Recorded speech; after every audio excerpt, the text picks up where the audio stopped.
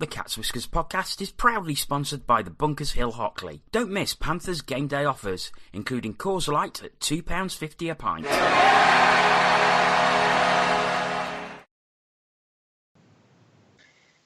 Good evening, everybody, or good day, depending on what time you're listening to us. Today's date is the 20th of December, and you're going to be listening to the last Ask TCW podcast of 2017.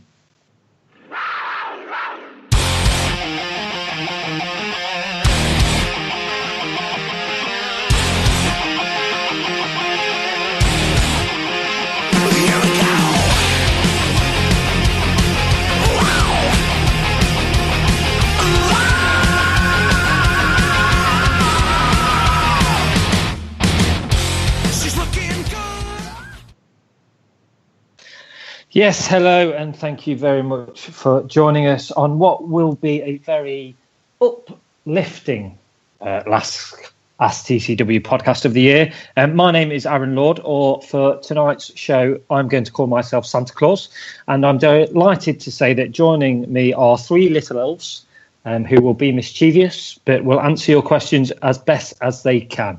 And my little elves joining me this evening are Jono Bullard. Can I be mischievous rather than mischievous? You can be whatever you want. You're Jono Bullard, so, it's up to you. But good evening. Good evening, everyone. My second elf tonight is Andy Haywood. Hi. He's obviously just a miserable elf that doesn't want to work. And finally, joining us, my third elf this evening is Pierre. Good evening, Pierre. Sorry, it's Antoine Marie-Jeanne. It's the first time I've been called Little. I know Bullard's used to being called Little, but, hey ho, ho, ho, ho, and all that. Merry Christmas. Hello. Good evening, Ant. I think we're going to have a lot of fun tonight, guys, because obviously it is the last podcast of this year. Drinking. Bye. No, I haven't been drinking. I'm just pulling it all on for effect. It's called acting. It's called binging up my part. But there we go. Thank you very much for joining us. If you are listening to this rabble of an intro, then do get in touch with us via our Twitter account. It is at Cat's Whiskers TV. You can use the hashtag AskTCW as well, and we will read out your tweets. If you are listening live, then tell us what you're doing. Maybe you're wrapping some presents, maybe you're enjoying a nice glass of mulled wine, or maybe you're at the Panthers skating night tonight as well, and you're just listening along, skating along with the Panthers. But do get in touch and we will read out your tweets as we go along. But let's get stuck into the questions that we've had sent in this week, and we'll start off with a Panthers related question. It comes from a good friend of the show, a Cardiff Devils fan in Kenwyn Jones. And he says, after seeing Patrick Galbraith against Cardiff, do you think he's the best netminder ever for the Panthers? And he's put in brackets, in your memory. Jono, you're the longest serving Panthers fan out of all of us, so you have the best memory of Panthers netminders of Panthers netminders in the era. So where does Galbraith rank in the Panthers netminders for you? He started off brilliantly and he's a very, very good netminder. However, I have not seen enough of him yet to make that sort of claim for him. He's a very good netminder, but he goes... Elite League era, it's still Kowalski for me. Overall, still Trevor Robbins. Trevor Robbins was the best I've ever seen in net for the Panthers. So, not at the minute. That's not to say that he can't get there if he carries on with the form that he has done since he signed. No, very true. He has only been with us a short time, but in that time he has shown some great glimpses of quality. But Andy, I'll come to you next. As Jono says, Trevor Robbins, K-Wall, even for some people, Mika Wickman. We've had a lot of good netminders in our time, haven't we? But where's Galbraith in your kind of list at the moment, or what do you think he could potentially achieve if he stops with the Panthers for numerous seasons? For me, he's good, but I don't think he's top three from what I've seen, to be honest, so far. And that, again, is down to a lot of what, like Jono says, in a sense that we just, yes, he's been good when he's played, but we just haven't seen it enough to sort of make that kind of statement. Realistically, the amount of games he's played, you can put up a very strong case and say that, you look at the CHL games particularly, that Garnett's played just as well in as many games as Gal Rofer's played just as well. So it's still too early to tell. There's obviously a fair amount of a season to go. He's back on the ice, I believe, today after injury, so hopefully he won't be out for too much longer. But no, I don't think he'd make my sort of top 3 as it stands at the moment. Have you been doing research again, Andy? No, why? I just, you just gave us a bit of a fact there that he's back on the ice today, so I just thought you might have done a little bit of research. On Twitter that he's training today. Okay, good. Well, thank you for that piece of information, because I did not know that. So thank you very much. Great research by the host there. Yeah, I just asked the questions. It's you guys that need to do the research. And coming on to a guy that loves a bit of research, Ant Galbraith. Research? What's that? He's no Davis Parley, is he? Thankfully, no. He's very, very good, very, very good. But yeah, it's K-Wall for me. I didn't see Robbins. I think my first netty I saw was Tom Askey, and whoever he replaced before that. That's how much I remember him. So no, he's very good, and I've said many times. He replaced Rasta, didn't he? I can't remember. It was my first season. I didn't know who half the people were. I just remember a young lad wearing 7 who was pretty decent at the time. Robert with a Polish surname. Anyway, moving on. Yeah, I've said many a time the 3 goalies we've got are all top draw, and we're very, very lucky. Let's see how the season pans out. Okie dokie. Well, thank you very much for your question, Kenwyn. And we will move on to another question. We'll move away from the Panthers just very briefly, and we will go to our friends up north, up the up1. And this question comes from Chris Lovell, not a Steelers fan, a Belfast Giants fan, but a good fan of the show. So thank you for sending this question in, Chris. And Chris says, are the Steelers and Tony Smith undermining the league by announcing such statements before official league statements? It makes it look Bush League, as if Smith has his hands in the cookie jar. And that is referring to a tweet that Steelers Hockey tweeted earlier on in the week, just basically saying, breaking, the official EIHL, tagging them in, have confirmed that no Steelers players are being investigated by at EIHL DOPS following the weekend's game. So obviously announcing this before the Elite League did. So, and I'll come back to you. We've had this kind of question in similar formats, before on previous shows regarding the Steelers. But, do you think it is undermining the league? I think from their perspective, it's a bit of fun. The tweet in itself, I have no real issue with. I think they've obviously had quite a few reviews against them so far this season. But to do it before, it's that thing again, isn't it? It's like, I know something you don't know. That we've had many a time from that account and the person who runs that account. But they should have waited for the official thing to come out first before tweeting it. Jono, what's your kind of feeling on it? Like I say, we've kind of been here before, haven't we? We have, but I can't really add anything to what Ant said. I don't have a problem with the tweet. Just maybe they should have put it out after Dops had released it first. I think that's the only issue I'd have with it, but I don't have a problem with it, if I'm honest. So, Andy, I'll come to you finally on this question and just refer to kind of Chris's question in the bit that he says, he feels that it makes it look like a Bush League. Do you kind of agree with that?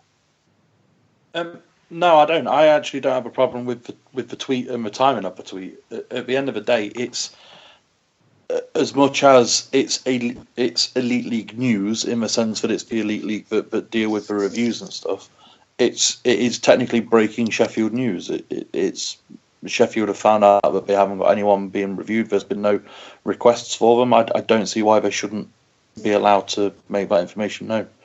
The league must know. Ultimately, if the league want a sort of stronghold on breaking that kind of news, then it needs to be sort of made aware to the clubs, and if it has been made aware to the clubs, then they need to deal with it internally. But ultimately, I don't have an issue with this at all. I think there's a few other things recently I've seen regarding teams in other sports, in other leagues, regarding sightings and sort of supplementary disciplines and things, and I don't have an issue with it at all. It's, at the end of the day, it is Sheffield News. They haven't got a player requested or a player, up for a suspension. So I don't have an issue with the timing of it, the sort of the style of it. I don't think my personal opinion, I don't think it makes, I don't think it puts Sheffield in a bad light regarding, Tony Smith and fingers and pies, and I don't think it makes it look like a bush league, to be honest. Okie dokie. Well, thank you very much for answering that question, and thank you very much, Chris, once again for sending the question into us. Excuse me.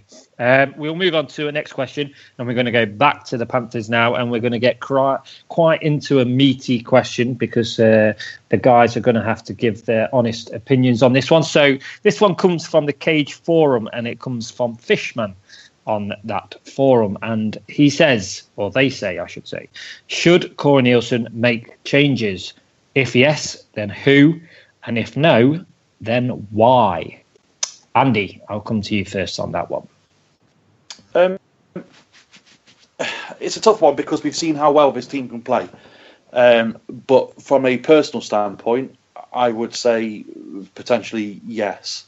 I think you've got to look at some of the production of some of the players, and just generally the way they sort of, and this is all from a fan's perspective, someone who doesn't know what goes on inside the locker room, doesn't know of any, particular cliques or friendship zones and that type of thing regarding some of the players, and whether it would, create havoc by releasing certain people. I don't know, but I think realistically, you've got to start questioning things like the goal scoring that's not coming from Schaller.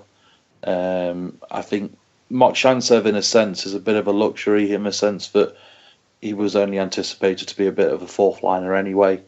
But having seen how well he played in the CHL, it'd be nice to see a bit more. It'd be nice to see him on the puck a bit more. I think the past few games we've not really seen him on the puck a great deal, which hasn't helped. I've mentioned him before a few times to you guys, but Bussières is someone that frustrates me at times because I feel like he could be so much more effective in various different guises. He could be, in my opinion, he could be an awful lot more physical. Playing a sort of almost like a Kelsey Wilson type role. Probably just without the stick swinging. Or he could become a. Well, I say this, but I would say after Sunday's performance, maybe not. I was going to say he could become quite a proven goal scorer if he used his body well. But literally 2 wide open nets on Sunday with time and space.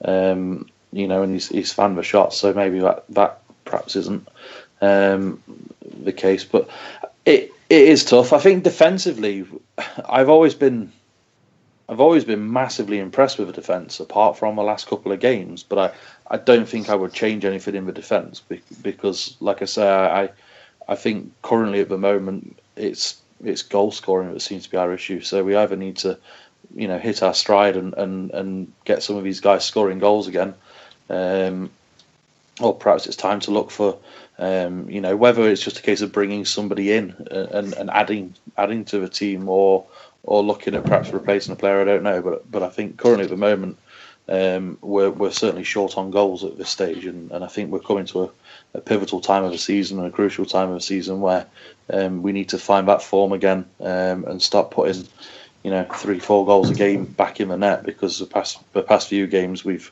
really looked like we're not going to score many at all.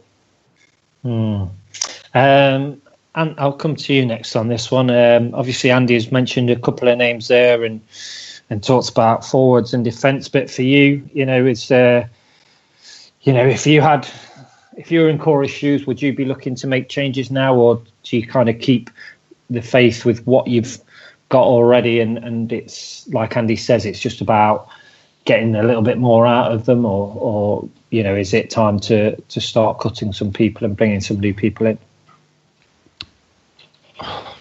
It's a difficult one for me, because it'd be a real shame for the team that we saw, a month ago, that was, performing really, really well, and we did so well in the CHL that keeps coming up. It'd be a real shame for that team to be broken up. I've banged on about it, before, that I'd always like to see us carry a spare anyway. So I think, if anything, if rather than make changes, I'd like to see us add to the squad, and then, depending, you can say to him, like, "Well, this guy's coming in to get a job, so you lot have got to book it up, or one of you's gonna go, or one of you's going to be riding the pine, depending on how we manage our budgets." I wouldn't pick anybody in particular to drop at the moment, because it's the potential there, and that it's just unlocking that potential again. And I don't. Yeah, it'd be a real shame for me, but sometimes you have to be ruthless and do these things. So I'd rather us bring somebody else in, and then if you had to cut somebody, do it after a couple of weeks of the new player being in. Okay, Jono, I'll come to you finally on this one. I mean, this kind of question hinges around, for the past few days, on forums, on Facebook. It's a big talking point, isn't it? Because, as we've discussed on previous podcasts, review podcasts, we're going through a bad time. And as Andy says, a month ago, this team was flying. We had games in hand.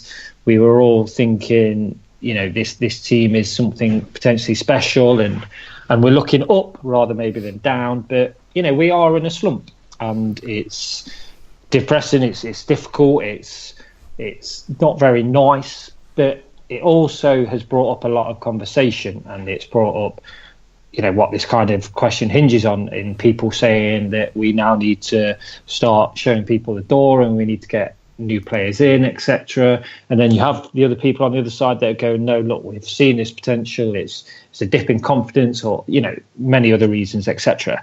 To you, what kind of side are you sitting on? But also, if we were to make changes, and these people that are calling for changes, it's not an easy time to bring people in, is it, necessarily? We're coming up to the festive period.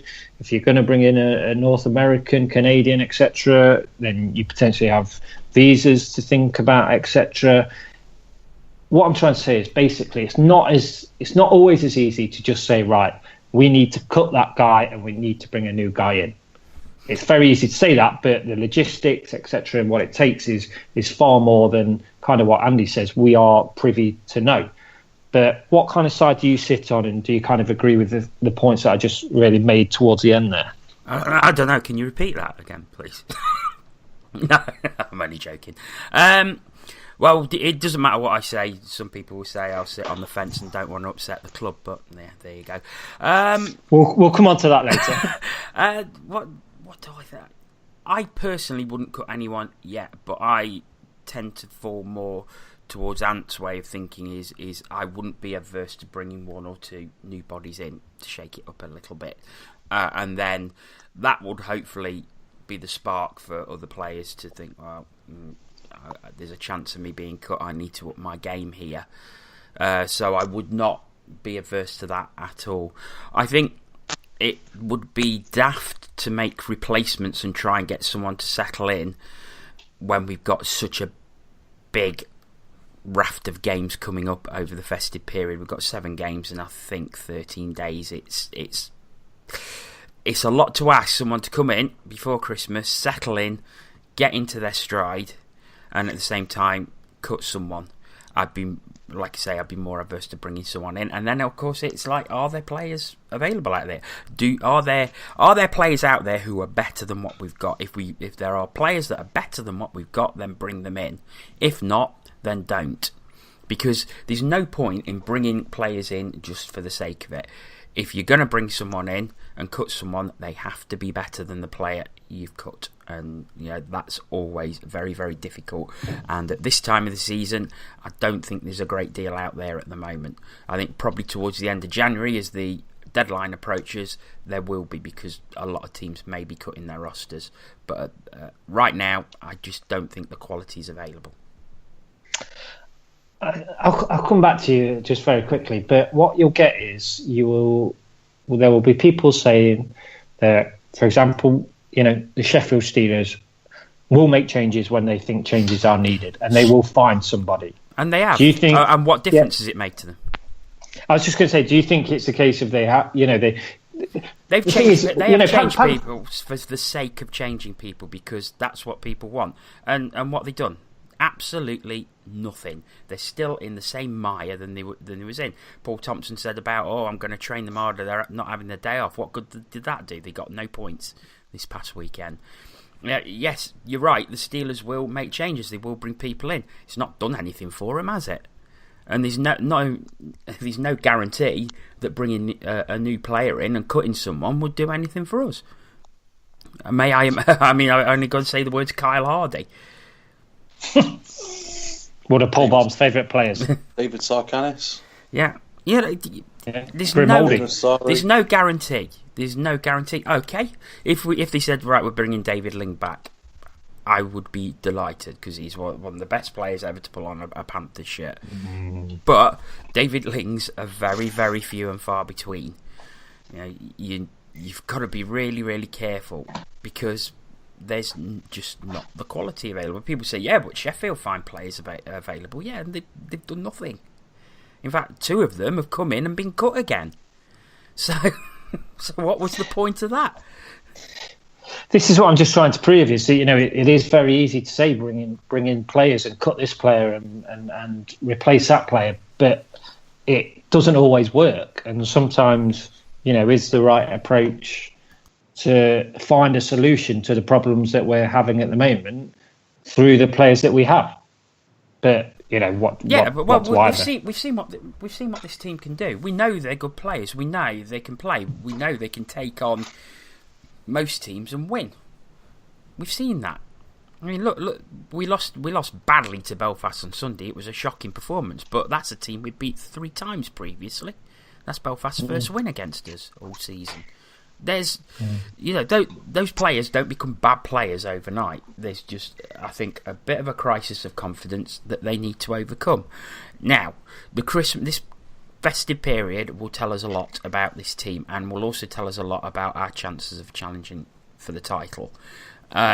If we win more than we lose, we're still in there. And look at it realistically. Look at the bigger picture. We're 3 points behind, with a game in hand. If we was cascading towards the bottom, then yes, there would be a crisis. But we're not. We're still up there. Win on Saturday. Win a couple of games against Sheffield. Everything's fine again. And that's sport, isn't it? Really, I suppose the ups and the downs, and you hear it in sport, is the old adage saying of don't get too high with the highs and don't get too low with the lows. But it's definitely a talking point within the Panthers supporters at the moment regarding making changes or what is kind of going on at the moment regarding our performances. But we will see, as Jono says, over the festive period where we could potentially all turn it round, and fingers crossed we do. But we will stick with the Panthers, and we'll go on to another question that kind of ties in with maybe kind of the performances that we're seeing at the moment. This one comes from our very own Adam Reddish. And he says, with the Panthers playing the role of major underdogs during the successful CHL campaign, do the panel think this mentality has affected the side as the season has progressed, in that they perhaps feel inferior to other domestic elite league teams? And I'll come to you. Surely this roster and the talent that it potentially has, and what we've seen so far, they shouldn't be feeling inferior to other domestic elite league teams, should they? No way in hell. I think, like Jono alluded to, I think there's just a lacking confidence at the moment. We need a spark from somewhere. whether you get that from bringing somebody new in, or we get a lucky bounce on Saturday or Friday, and that turns things around. I don't know, but I think it's always easier to sort of play up, if you like, if you are playing a bigger team. I mean, you've seen it in practically every sport. I can remember. I know I keep harping on about United, but I can remember bloody Burton Albion taking us to a replay. It's funny you mentioned Man U, but they're currently losing to Bristol City, so that's a fine time to bring it up. Yes, I know. I was trying to ignore it, but hey, but that's a typical example. I mean, you wouldn't expect that sort of thing to happen, but it does, and it keeps happening because you see yourself as playing against these players, and you look at the teams we played in the CHL. They had 3, 4, 5 players that alone were earning more than our entire roster. You just have to, if you've got that sort of belief in yourself that say, look, I'm going to play my best today to see how I can match up against these superstars, then it does turn things around. So I just think from domestically, yes, there is a different mindset, but I think it's more to do with a confidence that our current predicament is. And can I just touch on it as well? Sorry, we've lost 8 games all season, 2 of those in overtime. If you'd said we'd lost 8 games over the entire season, rather than the fact that we've lost 5 in the last 7 or whatever it is, would the people be moaning as much as they are currently? It's a very good point. But when you set your standards so high, that's what people expect. Week in, week out, don't they? So maybe the team have overachieved at the beginning, and now we're kind of finding a level kind of playing field. But I don't know. It's a good point that you make. Andy, I was going to say on that just very quickly. I actually think it's probably, in my opinion, it might be a sort of a reverse of what Adam suggests, and it's not necessarily complacency, but I think they've performed so well in the CHL that they perhaps haven't realised how stiff the competition was going to be in the Elite League. Well, that is something that Wayne Roberts has asked us as well. He says, do the players think that they're too good? From what we saw in the CHL, we should be beating some of these teams heavily. So, like you says, Andy, do you think they've just maybe got a little bit of, I don't think it's too much arrogance and too much confidence, maybe?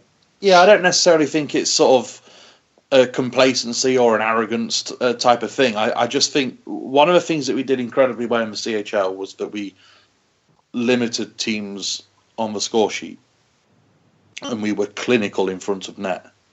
And it's been, certainly recently, and taking Sunday as a prime example, it's been the complete opposite of that. We've been quite porous defensively, whilst having incredibly good scoring chances and not putting them away. Confidence is a big thing. I would like to think that when we start scoring goals, players will start scoring them in bunches. But I just think that because of how we played in the CHL, and the style of game that it was, in the sense that we were massively underdog. We were the major underdogs. I just wonder if it's perhaps now that we are technically, at the time as well, we were flying high in the league. At the time, we were the hunted. So it was a case of it's a different mentality. It's a different type of a style of game that you have to play, because everybody wants to knock you off your perch. And I think one of the things that Ant says that was quite poignant is that we've lost 8 games all season, and 2 of them we've managed to get a point out of, and it's, for me, at this stage of the season, it's about keeping up with the pace. And at this stage of the season, we're keeping up with the pace. So I'm don't get me wrong, I'd like to still be at the top of the league with games in hand, because that's the dream, isn't it? But we are still keeping pace with the teams at the top. Bar Sunday's performance, which was particularly abject. I'm pretty certain that it's probably the worst I've seen us perform all season. the Saturday game against Manchester, we kept it, we kept it close, and we got a point out of it, and that's another team they're flying high this season. They're doing incredibly well, and they're scoring lots of goals. So to restrict them to one in regulation was good, but it just highlights and emphasises the fact that at the moment we're going through a real goal drought, and we need to start putting the puck back in the net. Jono, I'll come to you finally. I mean, we've had kind of another question, branching off from Adam's question from David Spence, regular contributor to this podcast, and says, or is it because the lack of financial rewards? He says, I believe there were win round progression bonuses from the CHL. Is this affecting motivation? Now, obviously, I don't know whether there were, sort of financial bonuses for the guys from the CHL. If there was, I don't really have a problem with that. But I personally can't see this kind of group of what we're told is young, hungry, ambitious players really being, motivated by money. So to tie in all the sort of three questions that we've had regarding this, where do you kind of sit in it? Do you think it is just a little bit of motivation lacking? Do you think it's just, they're just struggling at the moment? Where do you kind of sit in the three questions? CHL ended on 7th of November. It's now the 20th of December. And we had some good results after we got put out by Zurich, let's not forget. I don't think there's any financial reward, because I was looking when I saw that. I had a look to see, is there any prize money, and the only thing I can find online referring to prize money in the CHL comes from the 2014-15 season. Nothing in the subsequent seasons since. So I don't think that's an issue. I think it's at the moment it's just a crisis of confidence. As Andy says, we're struggling to put the puck in the net. 6 goals in 4 games. You're not going to win many by scoring that. The defence has become very porous, or it certainly was on Sunday, and that needs turning round, and I think it will. We've got a podcast coming up on Friday where Tina and myself were at the sponsored skate night last night. We did a lot of interviews, and a lot of the players referred to it. They weren't shying away from it. They referred to the fact that we're not in the greatest of form at the minute, so they know that they've got a battle to pull themselves out of it, and I think they will. I think the fact that they mentioned it, and they know that it's not acceptable, and they said it's not the standards that we set for ourselves. I think they will put it right. It's just how long will it take, and hopefully it will start Friday, Saturday this week. Yes, the one good thing about, well, it's not really a good thing about the slump, is the fact that it's coming at a time that's quite pivotal, in the sense that, like Jono says, the players themselves have acknowledged the fact that they're not in form, and they know that they need to turn it round. And obviously, with the amount of fixtures coming up, and certainly the type of fixtures coming up, there's no better time to turn it round. And if it could all go pear-shaped. It could all get an awful lot worse. But if they do turn it round with the games that we're playing, it will see us, back in a very solid position again by sort of the new year. So it's a good time to be playing a lot of games. I think when you're in a bit of a slump, as fans, you might not want the games to come round quite so quick, but I'm sure the players do, in the sense that they want that chance of redemption as soon as possible. So I think this quick turnaround of games that we've got coming up in the next couple of weeks, I think could be quite key for us as a club going forward, because there's a couple of really big games in there, as we keep getting told, and it's what better way to start the ball rolling and getting back in than going on a nice lengthy streak over Christmas. Yeah, I mean, I suppose, as you say, it's a good point, really, because we've kind of, especially this week, we would have had 4 days between the Belfast game and then our game on Friday night against MK in the Challenge Cup, it's given us a bit of time, hasn't it? But if we kind of fast forward to in 3 games' time, if we were just starting that slump then maybe it wouldn't be the best time. So, as you say, maybe we've had the best time in the sense of we've been able to take stock of maybe where we're going wrong, what we're trying too hard in, etc., and it's going to give us a chance to put it right over the festive period. But we will move on to another question, and it kind of, and this one is, I'm just going to come to you, Jono, on this one, if you don't mind, because we've the honest truth is we on this podcast we put ourselves up to airing our own views.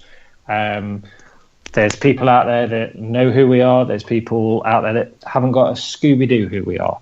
But we always try and give our honest answers and our honest views on what we get asked on this podcast, especially, but also, what we've watched over the previous weekends when we do our review podcast. But, we have come in for some criticism on the Cage Forum because there are people out there that feel that we're maybe not kind of saying the truth or criticising the Panthers when, people think that maybe we should do, etc. So that has basically come to a point where on the Cage, there's a person on the Cage called a Ginler that has basically said that we won't, say anything bad regarding the Panthers, etc., because we've been very fortunate to be able to interview some Panthers players this season. Now, Jono, I'll come to you because we've had a question and it is anonymous, and that is the God's honest truth to anybody that thinks we might be hiding under a name, etc. It is anonymous,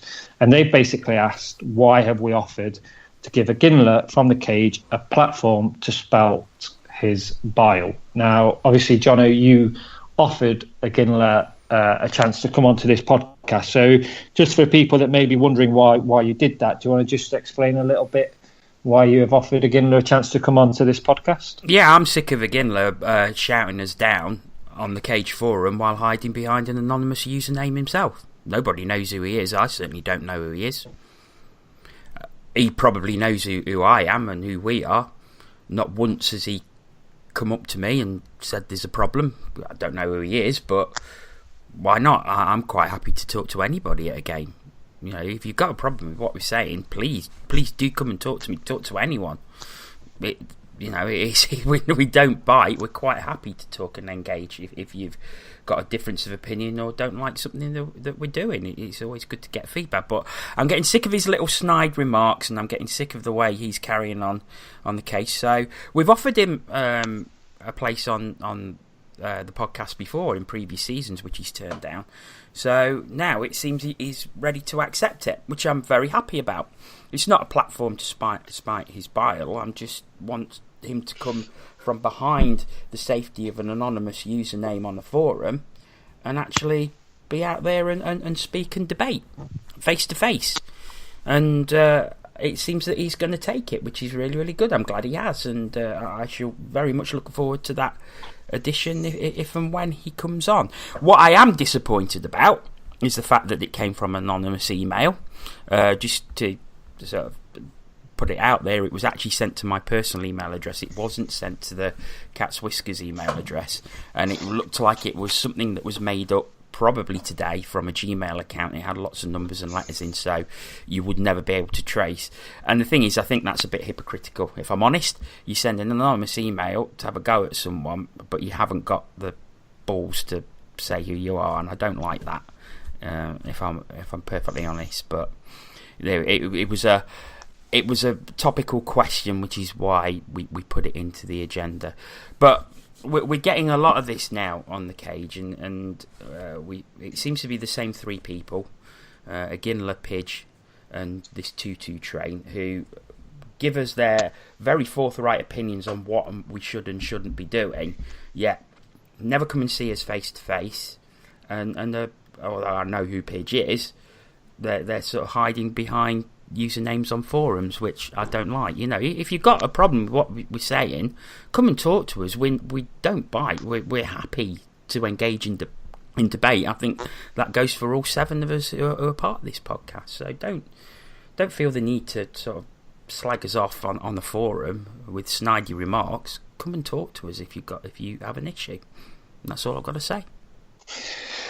No, I can only back up what you've just said there, really, Jono. I mean, if anybody knows me, they're more than welcome to come up and speak to me at a game or any other time, and chat about what we do on this podcast, or what I've potentially even said. And I think, what we've tried to do ever since this sort of podcast, and even going back to the, kind of the YouTube show many years ago, was try and provide you, the listener, with, the best kind of podcast that we can do. And yes, we've been very fortunate, and we're very grateful for, the opportunities that we've had this year in interviewing some of the players from this season's roster, because over the years, that is what, people have said that we should be doing. So, look, we're all just trying to do the best that we can do and trying to give our honest opinions. I don't think there's any way that anybody on this podcast is saying something just to please, the Panthers organisation.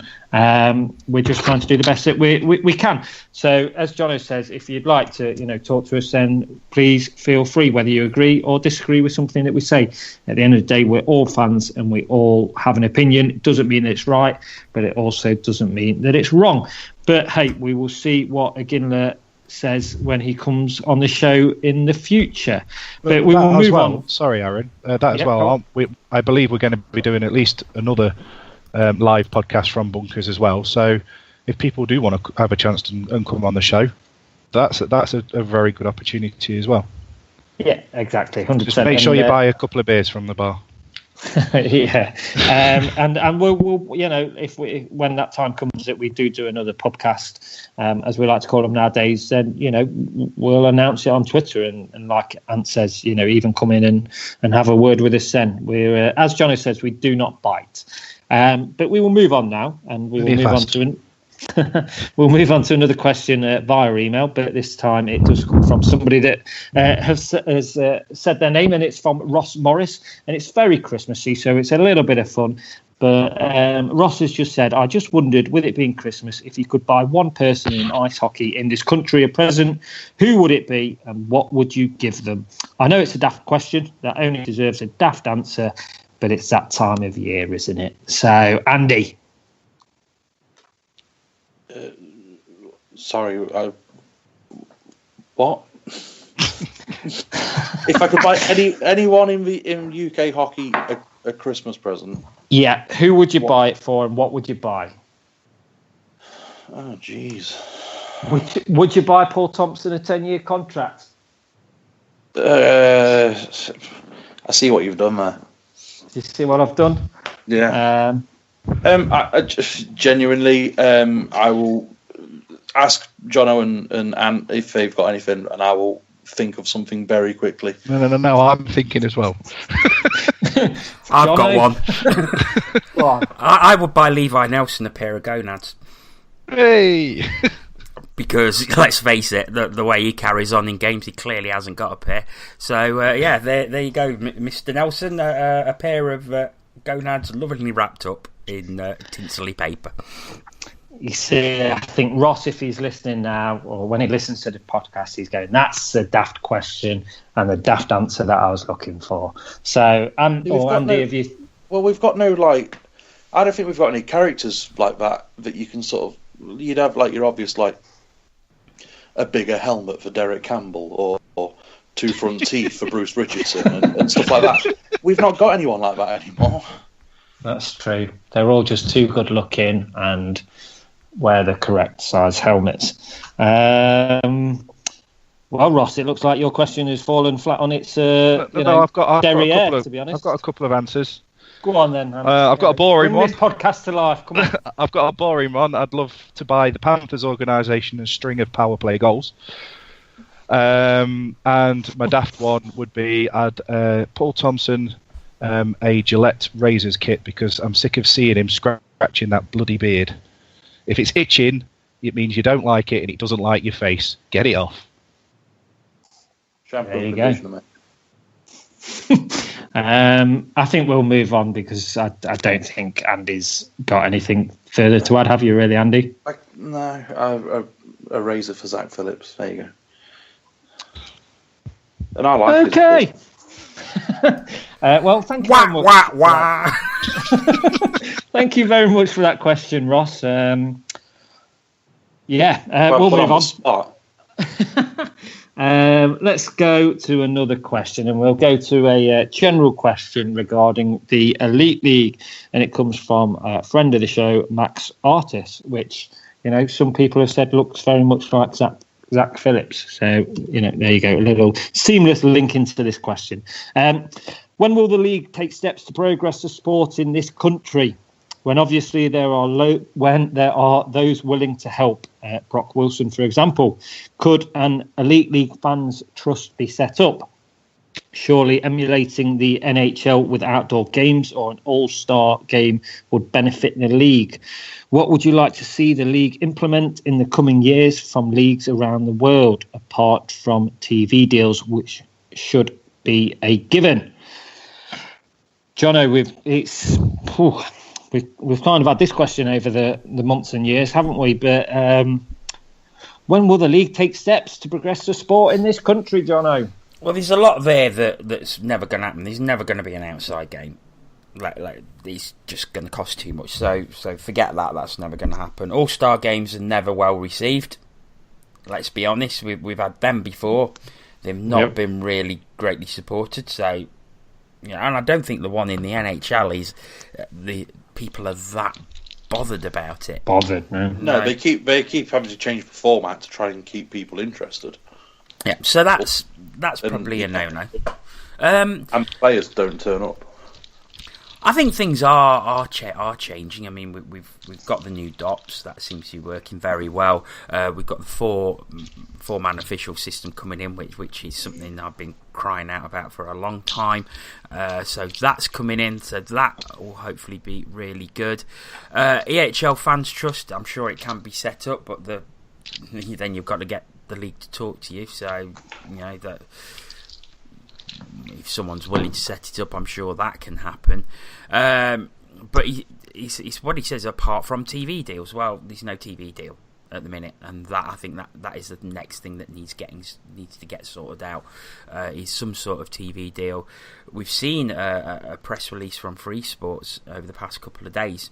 And they're showing a lot more hockey. So 5 years of the CHL, 5 years of Great Britain, 5 years of the World Championships. So that's a big commitment from Free Sports, and that's free to air. It's on digital. That would be the perfect platform, I think, for the Elite League, because it can be accessed by a lot of people. So I think people need to start talking there.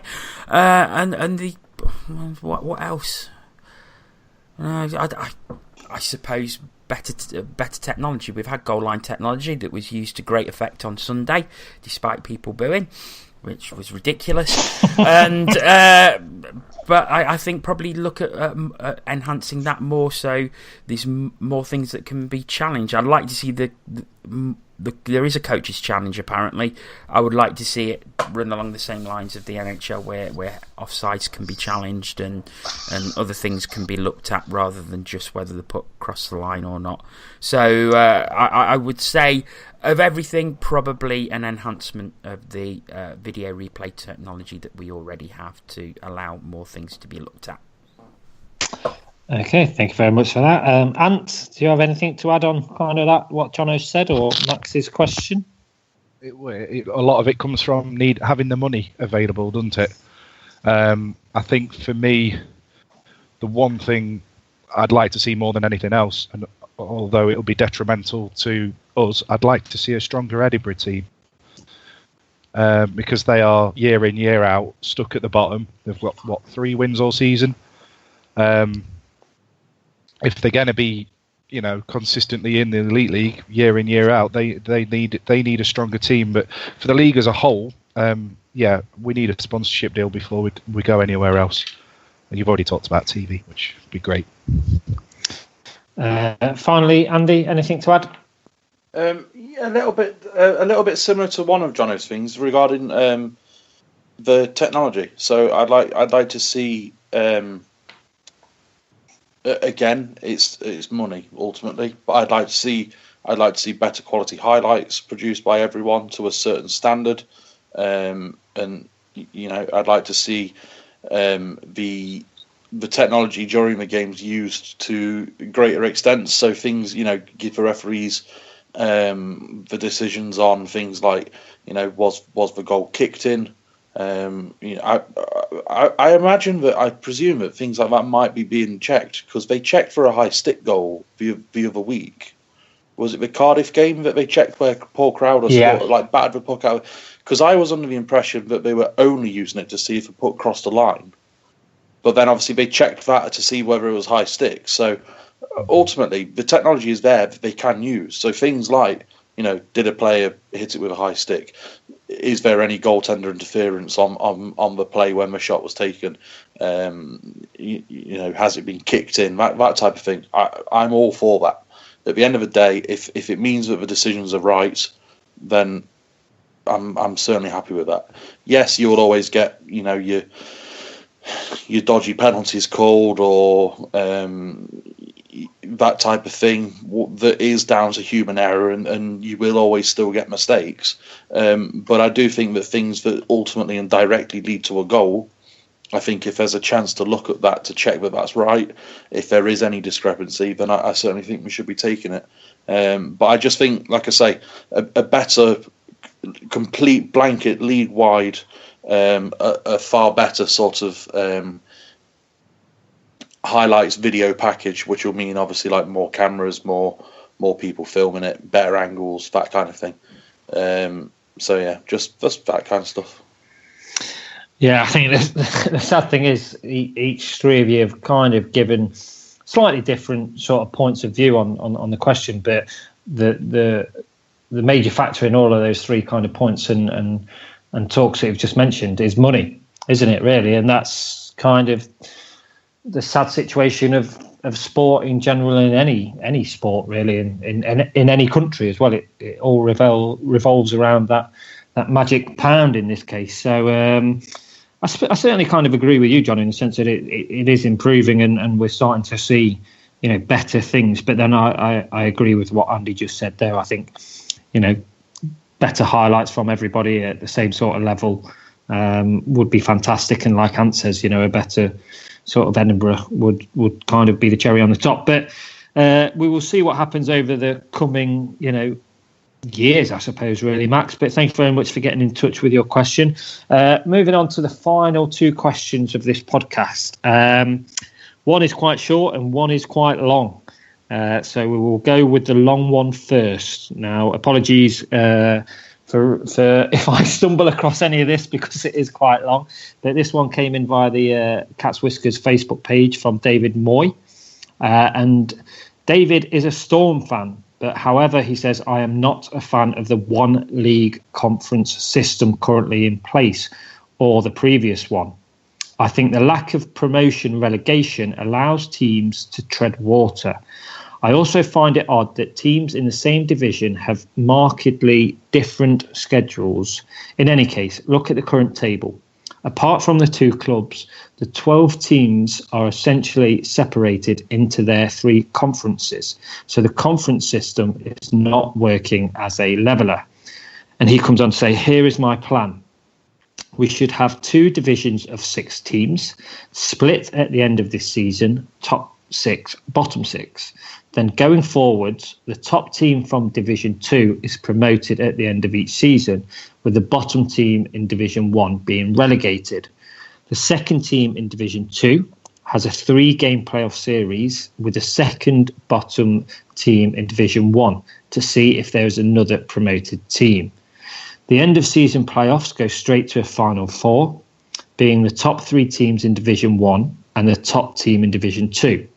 Teams will play the 5 teams in their division 8 times, 4 home, 4 away, and the 6 teams in the other division 2 times, 1 home, 1 away, giving a league schedule of 52 games, with teams in the same divisions having equivalent schedules, incentives for all, very few dead matches, and the carrot stick approach of promotion and relegation.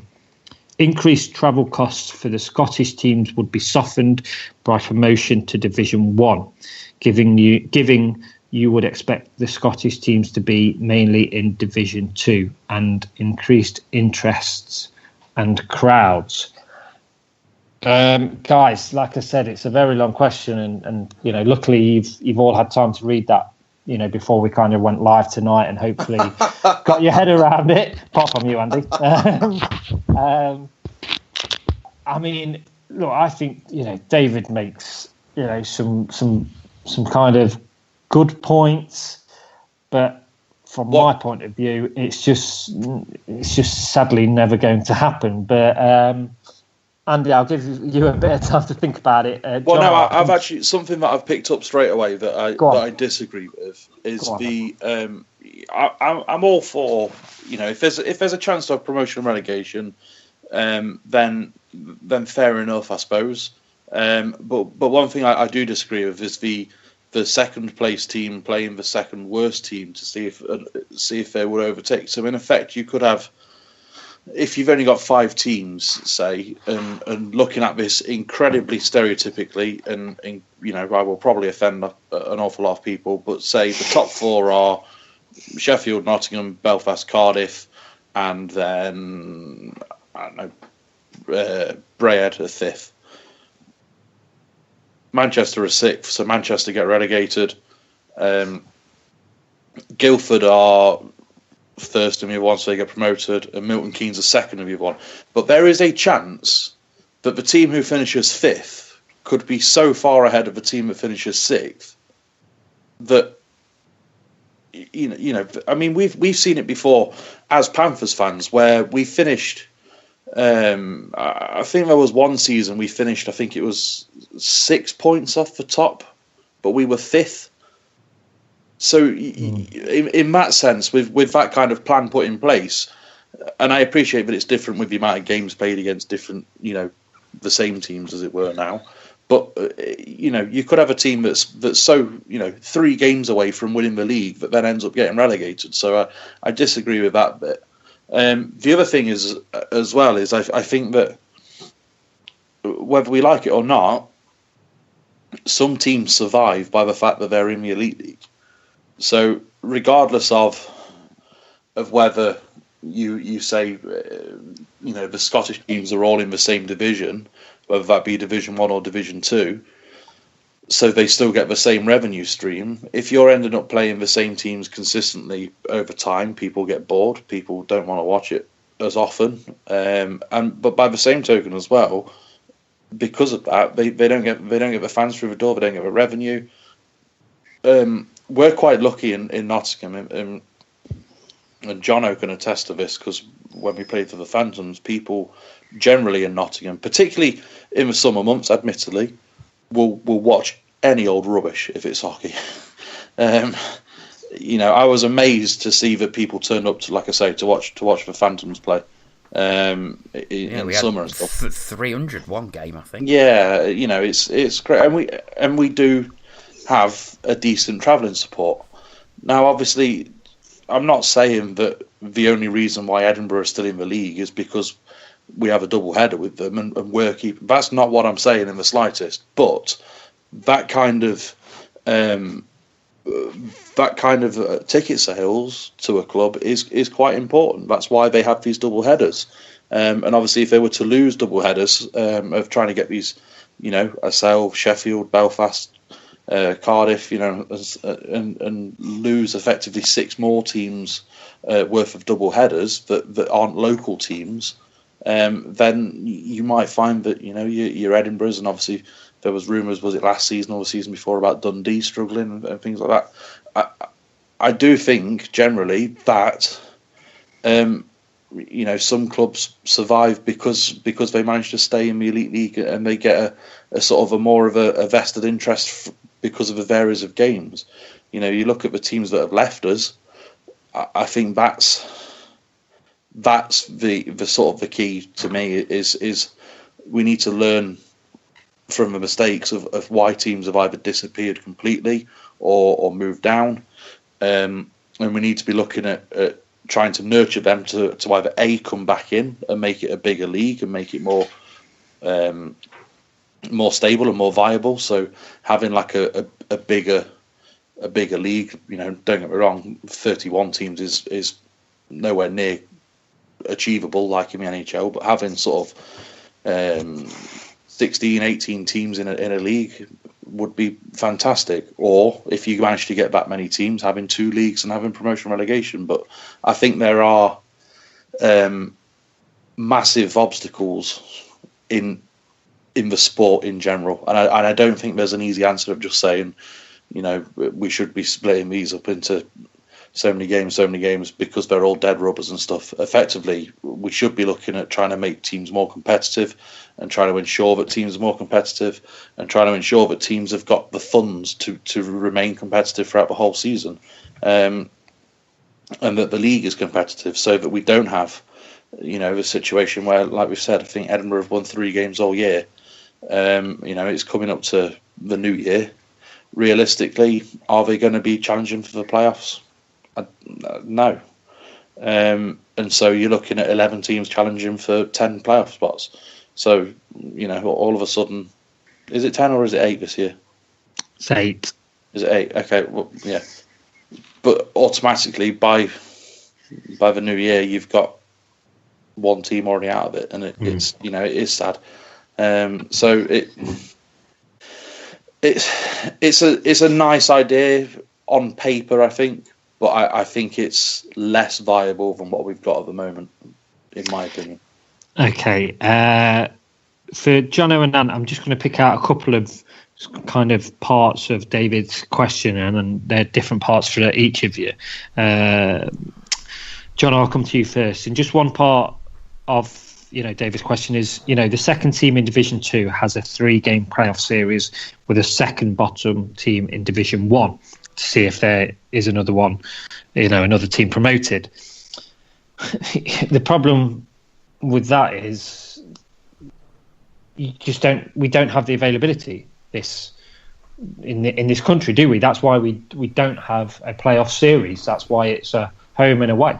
So, for you, that's not really feasible, is it? But kind of, what do you kind of see where David's coming from in a way? It's a very well thought out and well put together question, and I can see he's thought about it. Unfortunately, I can never see it happening because of like what you say, schedules, politics.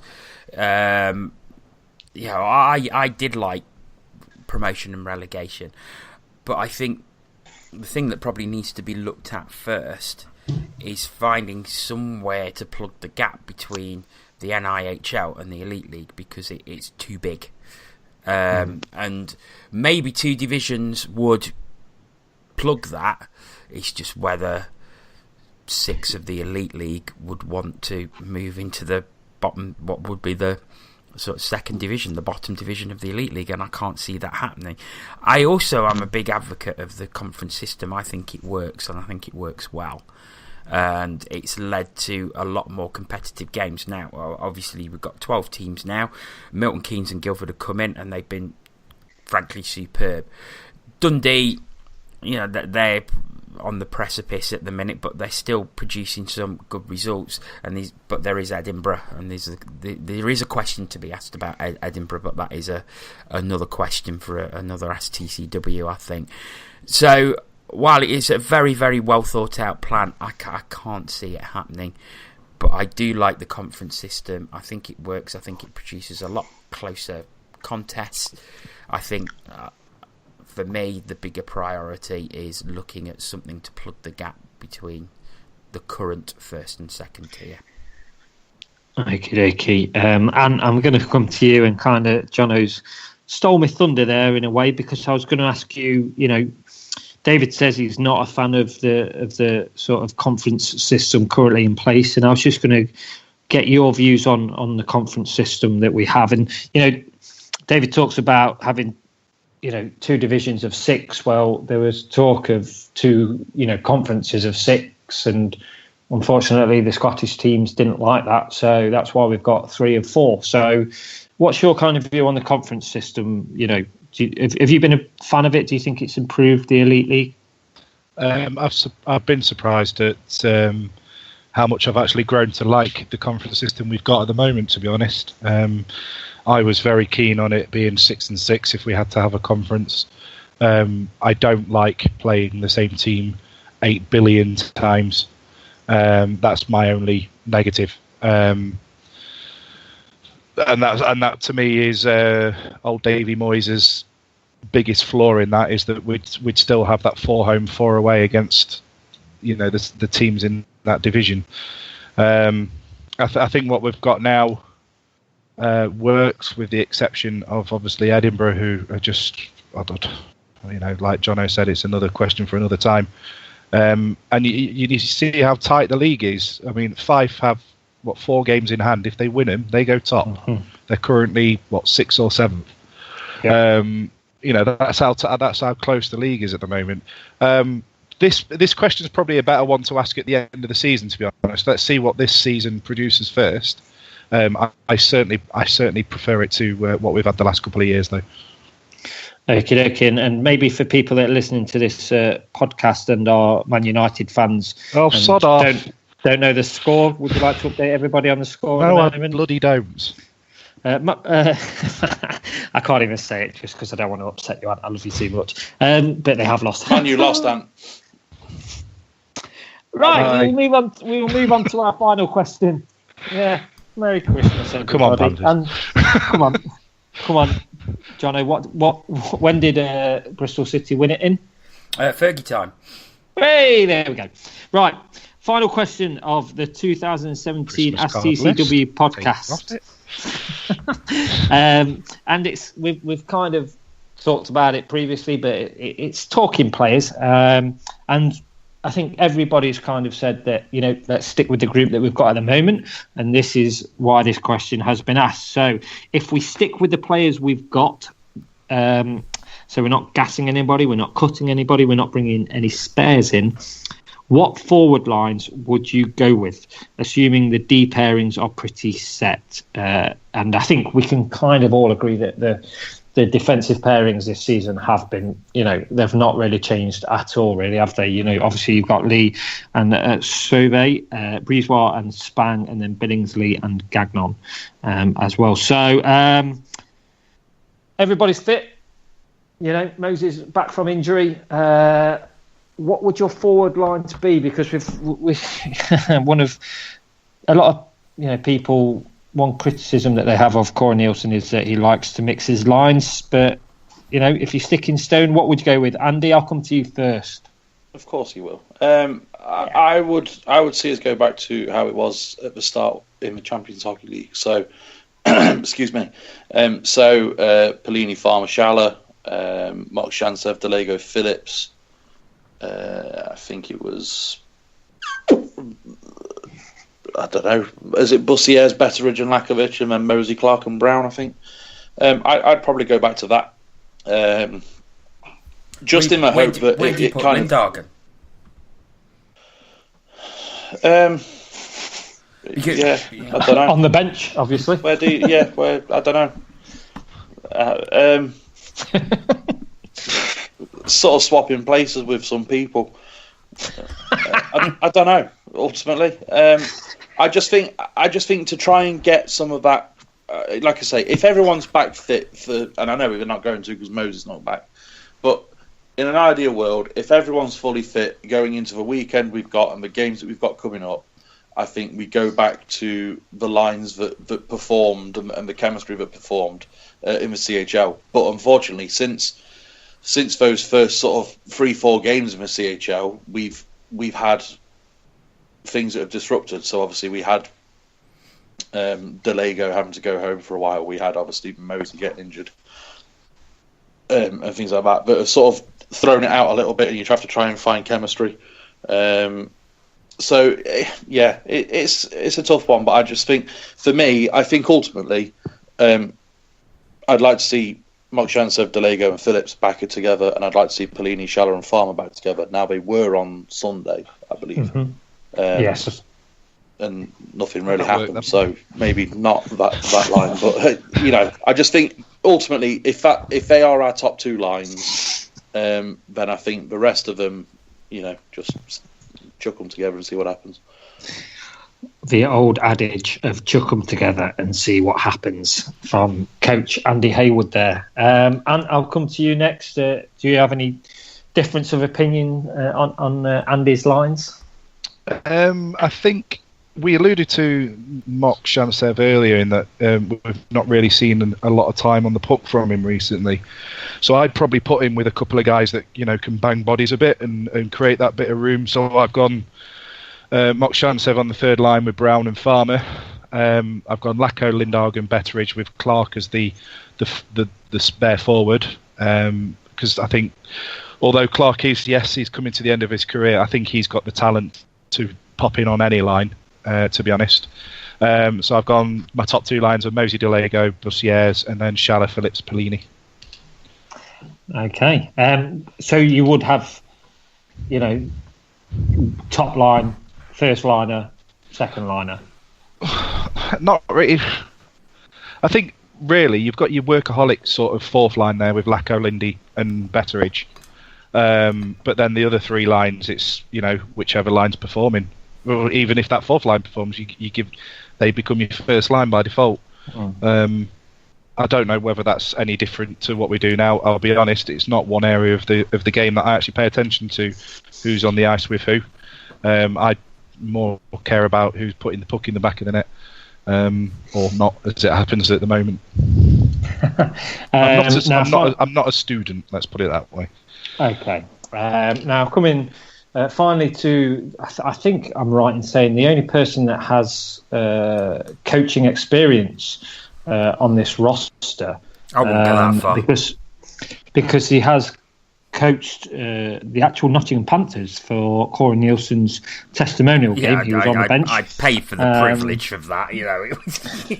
I didn't have to take me level 1 to. No, but you took the role seriously, didn't you, Jono? I wore a suit. You wore a suit.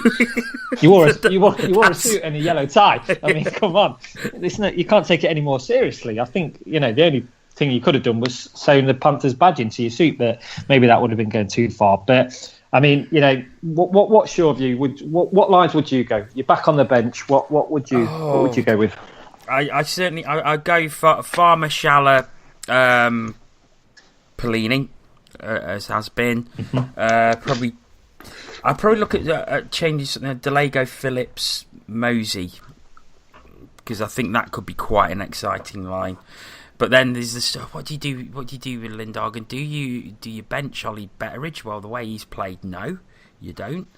Lakovic as well has played really well, and they, I suppose, it's so difficult. And this is why I'm not a coach, and this is why Corey Nielsen gets paid lots of money to do what he does. It's so difficult. I think, aside from that, I really don't know. I really, really don't know. Let's go with DeLego, Phillips, Mosey, Pellini, Schaller, Farmer, Mok Shamsev, Brown, Clark, Betteridge, Lacko. Who have I missed out? Bussières, and then Lindhagen probably moving back to defence and rotating in with the defenders. So you'd right? Okay, that's very interesting. But hey, there you go. Hey, join in on maybe Friday night or even Saturday night against Manchester Storm and see whether the Panthers organisation have been listening to Jono, Andy, and they've mixed up the lines and put on what they said. So if they know what's good for them, they won't. They'll just totally ignore the past 5 minutes. I can tell all you listeners, all two of you, it ain't going to happen. They'll do what they want to do, and rightly so. But basically, that has brought us to the end of this podcast. Just very quickly, we have had one tweet in from a Kay McAllister who says that they have been listening to the show as they are all home alone and they have enjoyed the show. So thank you very much for listening in, Mr. Kay McAllister. Right. Thank you very much to... You're a knob. I've just got that. You know what? I went on Twitter and looked. I do have to apologise. I've been thinking of saying that all all podcasts, and it's finally come to the end. So I thought I would say it. I don't know whether I heard it right, but I think Ant might have swore there, so I do apologise if he did say a naughty word.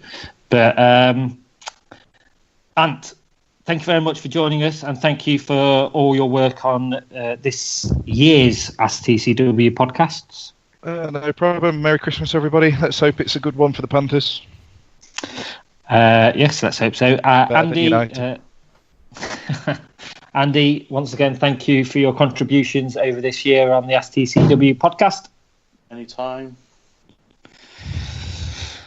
Never changes. And finally, Mr. Bullard, just be a little bit happier. I mean, you're breaking off now for Christmas. You know, Santa's coming. You've been a good boy. Just, go, oh, thanks, Aaron. It's been a pleasure. See you next year. Something like that. Been all right. It's like banging your head against a brick wall, lads. Honestly. And people wonder why. We'll see you Saturday. That's not next year. Yeah, true. Jono, Mr. Bullard, the legend that is, thank you very much for all you've done this year on the Ask TCW podcast. Thank you very much. And thank you very much for hosting and Ant as well, and doing such a great job. Yeah, well done, Ant. Thank you very much. Right, folks. Well done, Aaron. Thank you. Thank you. Basically, once again, we say it every year, but thank you very much for all your contributions over the past year. Hundreds and hundreds of questions, and hopefully we have given you some entertainment along the way. The Ask TCW podcast will be back in the new year, but from this individual podcast, all that remains for us to say is enjoy the Christmas and festive period, and let's just hope that the Panthers turn this little dip into a positive run of results. But enjoy your hockey, enjoy your time with whoever you're spending with. Thank you very much for joining us over the season and over the last year on the Ask TCW podcast live.